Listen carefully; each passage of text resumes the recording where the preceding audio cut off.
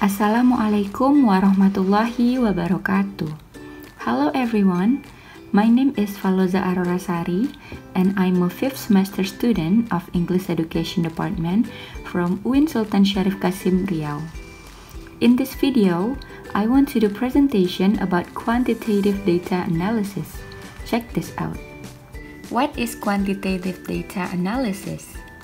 Quantitative data analysis is a powerful research form emanating in part from the positivist tradition. It is often associated with large-scale research, but can also serve smaller-scale investigations with case studies, action research, correlational research, and experiments. Scales of data. There are 4 types scales of data. The first one is the nominal scale. The nominal scale simply denotes categories. 1 means such and such a category. 2 means another, and so on. For example, 1 might denote males and 2 might denote females. The categories are mutually exclusive and have no numerical meaning. The second is the ordinal scale. The ordinal scale not only classifies but also introduces an order into the data. This might be rating scales where, for example, strongly agree is stronger than agree, or a very great deal is stronger than very little. The third is the interval scale. The interval scale introduces a metric, a regular, and equal interval between each data point, as well as keeping the features of the previous 2 scales, classification, and order. And the last is the ratio scale. The ratio scale embraces the main features of the previous 3 scales, classification, order, and an equal interval metric, but adds as a 4th powerful feature a true zero. This enables the researcher to determine proportions easily, twice as many as and half as many as. Parametric and non-parametric data. Parametric data assume knowledge of the characteristic of the population. In order for inference to be able to be made securely, they often assume a normal, Gaussian curve of distribution, as in reading scores, for example, Thought Right 2003, 128, suggests that normal distribution are actually rare in psychology. And non-parametric data are those which make no assumptions about the population, usually because the characteristics of the populations are unknown. Non-parametric data are often derived from questionnaires and surveys.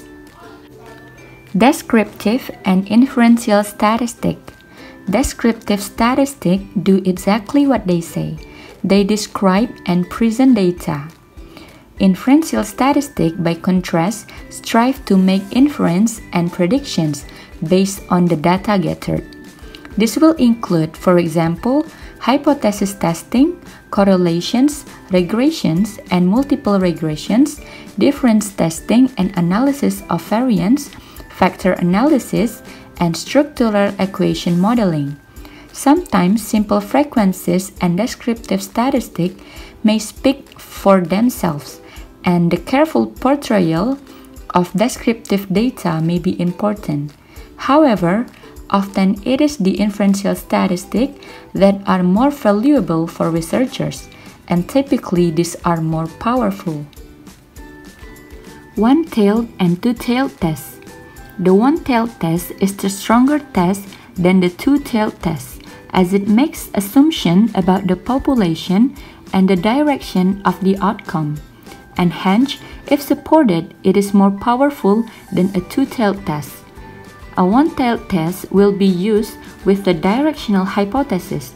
For example, students who do homework without the TV on produce better results than those who do homework with the TV playing. A two-tailed test will be used with a non-directional hypothesis. For example, there is a difference between homework done in noisy or silent conditions. Dependent and independent variables. An independent variable is an input variable that which causes, in part or in total, a particular outcome. It is a stimulus that influences a response or a factor which may be modified to affect an outcome. While the independent variables has produced a measured outcome, the independent variable might cause something else. Next is reliability. We need to know how reliable is our instrument for data collection.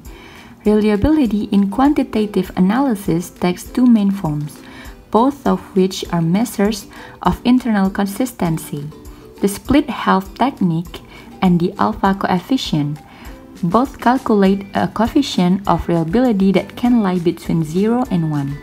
And you guys can see the formula for split half and alpha in the video. Next is exploratory data analysis. What can we do with simple frequencies in exploratory data analysis? For all four scales, we can calculate frequencies and percentage, and we can consider presenting this in a variety of forms. We can also calculate the mode and present cross-tabulation. We can consider combining categories and collapsing tables into smaller tables, providing that the sensitivity of the original data has not been lost.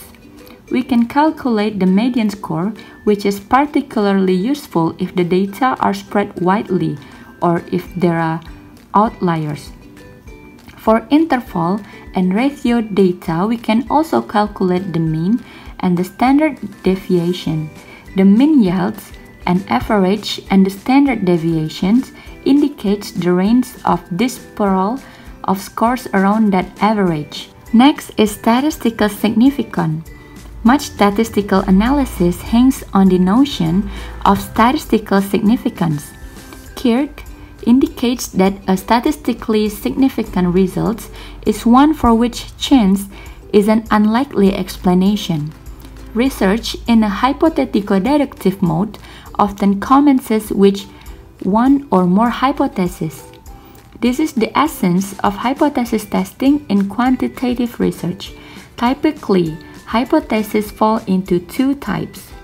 The first one is the null hypothesis.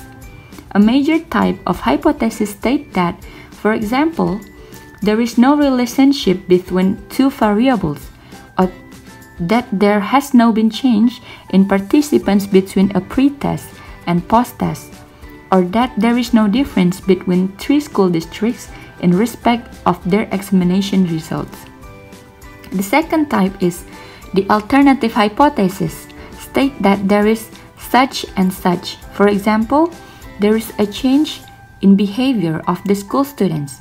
There is a difference between student scores on mathematics and science. How to do hypothesis testing? The first one, in quantitative research, we commence with a null hypothesis. For example, there is no statistically significant correlation between two factors. And then, having set the null hypothesis, the researcher then sets the level of significance that will be used to support or not to support the null hypothesis. This is the alpha level.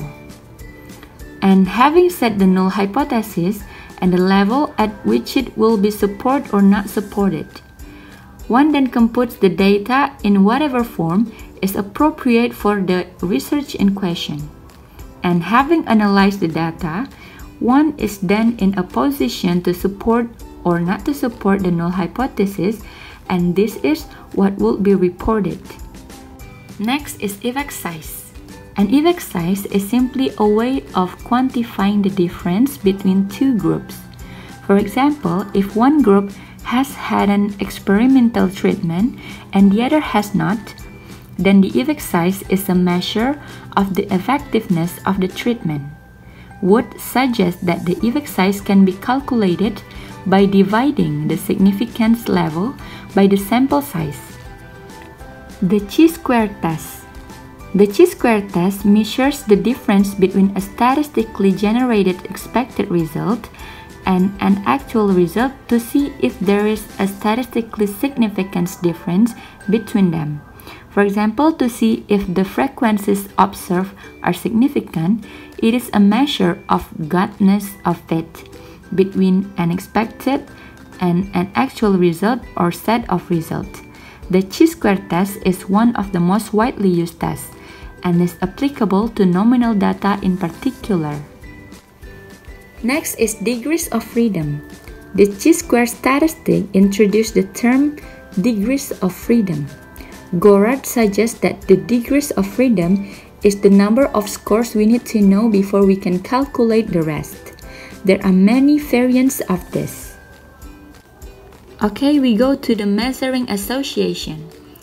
There are several simple measures of association, and these are the most used. You guys can see on the video. The last is measures of difference between groups and means. Our discussions will proceed thus.